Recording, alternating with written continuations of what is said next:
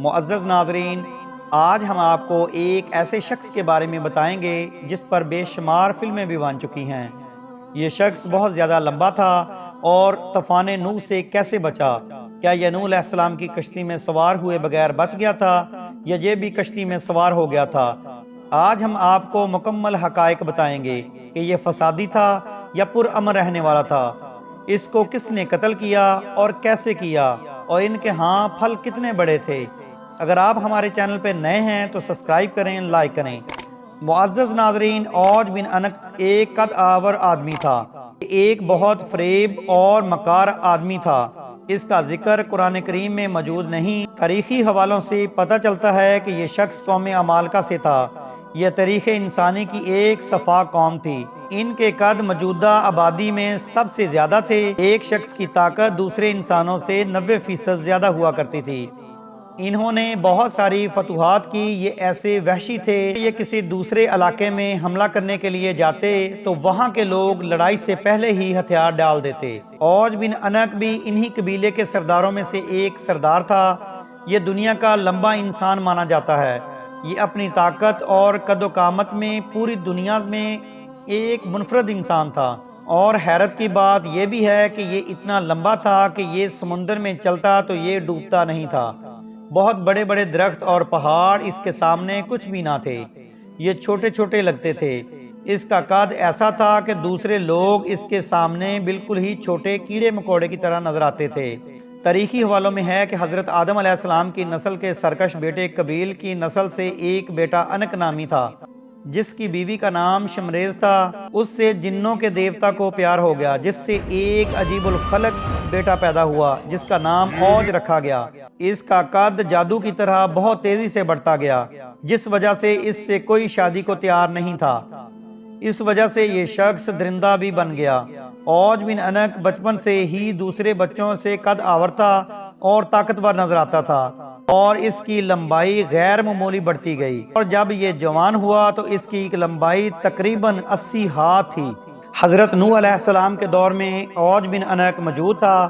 جب حضرت نوح علیہ السلام عظیم طوفان سے بچنے کے لیے کشتی کو تیار کر رہے تھے تو آپ علیہ السلام کو کشتی بنانے کے لیے ساگوان کی لکڑی کی ضرورت تھی۔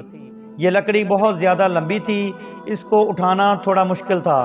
اوج نے آپ علیہ السلام کی لکڑی لانے میں مدد کی، اور یہ لکڑی ملک شام سے لے کر آیا۔ اللہ پاک نے اس کے عمل سے خوش ہو کر اس کو غرق ہونے سے بچا لیا، حتیٰ کہ وہ نوح علیہ السلام پر ایمان نہ لایا تھا۔ روایات کے مطابق اوج نے لمبی عمر پر، اس کی عمر تقریباً 3600 سال تھی۔ وہ حضرت آدم علیہ السلام سے حضرت موسیٰ علیہ السلام کے دور تک زندہ رہا، اور پھر آپ حضرت موسیٰ علیہ السلام نے اس سرکش شخص کو قتل کیا۔ اصل واقعہ کچھ یوں ہے، جب بنی اسرائیل کو فرعون سے نجات ملی تو حضرت موسیٰ علیہ السلام کو اللہ پاک نے حکم دیا کہ فلسطین پر حملہ کریں، کیونکہ فلسطین کی زمین بنی اسرائیل کے لیے لکھ دی گئی ہے۔ یہ حکم ملتے ہی حضرت موسیٰ علیہ السلام نے اپنی قوم کو ساتھ لیا تو آپ علیہ السلام نے فلسطین پر چڑھائی کر دی۔ اس وقت وہاں قوم عمالقہ آباد تھی، جن کا سردار اوج بن انق تھا، اور آپ علیہ السلام نے اپنے قبیلے کے 12 سرداروں کو جمع کیا اور انہیں قوم عمالقہ کے پاس بھیجا۔ جب یہ سردار فلسطین کے قریب پہنچے تو وہاں انہیں ایک بندے نے پکڑ لیا اور انہیں 12 سرداروں کو اپنی گٹھڑی میں باندھ لیا اور اوج کے سامنے لا کر پیش کیا، اور کہا کہ یہ لوگ جاسوسی کر رہے تھے تو میں نے پکڑ لیا۔ جب انہوں نے اوج کو دیکھا تو اس کو دیکھ کر وہ حیرت زدہ رہ گئے۔ پھر انہوں نے اللہ پاک کا حکم سنایا اور انہیں یہ بھی بتایا کہ ہم اس ملک کو بہت جلد فتح کرنے آ رہے ہیں، اور اللہ رب العزت کا وعدہ ہے کہ فتح ہمارا مقدر ہے۔ یہ بات سن کر اوج بن انق غضبناک ہو گیا اور انہیں ہاتھوں میں اوپر اٹھا لیا اور چاہا کہ ان کو ختم کر دوں۔ جب اس نے ان کے چہروں پر ڈر دیکھا تو اس نے حقیر سمجھ کر چھوڑ دیا، اور ان کو ایک پھل دیا جو کہ ایک آدمی کے لیے کافی تھا، اور یہ کہا کہ یہ بھی اپنی قوم کو دکھانا کہ ہمارے ہاں تو پھل بھی بہت بڑے ہیں۔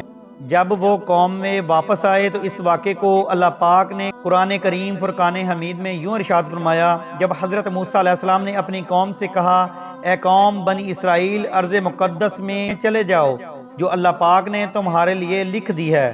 اور پیٹھ نہ دکھاؤ ورنہ خسارہ اٹھانے والوں میں سے ہو جاؤ گے۔ اور اس پر بنی اسرائیل والوں نے کہا اے موسیٰ تم اور تمہارا خدا لڑو، ہم تو یہی ہیں۔ وہاں تو ایک طاقتور قوم عمالقہ رہتی ہے جس کا ہم مقابلہ نہیں کر سکتے۔ ہم اس صورت میں وہاں جائیں گے اگر وہ خود اس کو چھوڑ کر وہاں سے چلے جائیں۔ حضرت موسیٰ علیہ السلام نے بہت سمجھایا کہ فتح اللہ تعالیٰ نے ہمارے مقدر میں لکھ دی ہے۔ وہ قوم نہیں مانی اور انہوں نے انکار کر دیا کہ ہم ان سے جنگ نہیں کریں گے۔ اللہ پاک نے بنی اسرائیل کو اس سرکشی کی وجہ سے صحرا میں قید کر دیا اور یہ لوگ تقریباً 40 سال تک اس چھوٹے سے صحرا میں گھومتے رہے۔ وہ جتنا بھی چلتے وہ اسی سے باہر نہ نکل سکتے۔ جب حضرت موسیٰ علیہ السلام کی قوم نے نافرمانی کی تو حضرت موسیٰ علیہ السلام خود اوج بن عنق کو ختم کرنے کے لیے نکل آئے۔ اوج بن عنق نے دیکھ کر کہا تم وہی ہو جس نے فرعون کو پانی میں غرق کیا، لیکن پانی تو میری کمر سے اوپر تک نہیں آئے گا۔ اور پھر اوج بن عنق نے آپ علیہ السلام پر حملہ کر دیا جس سے آپ محفوظ رہے، اور آپ علیہ السلام نے جوابی وار میں اپنا عصا مبارک اس کے ٹخنوں پر مارا، اس وجہ سے وہ اس دنیا سے چلا گیا۔